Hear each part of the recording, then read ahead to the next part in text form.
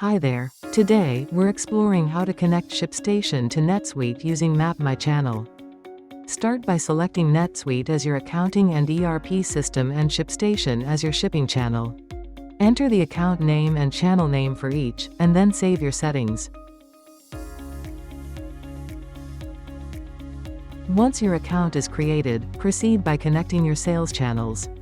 You'll need to enter the required credentials for each platform and authenticate them accordingly. Afterward, input your ShipStation credentials to finalize the authentication process.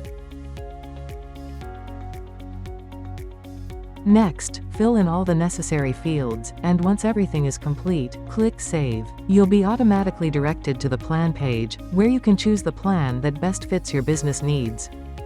Finally, navigate to the integration section, where you'll see that your NetSuite and ShipStation accounts are now successfully connected. Thanks for watching.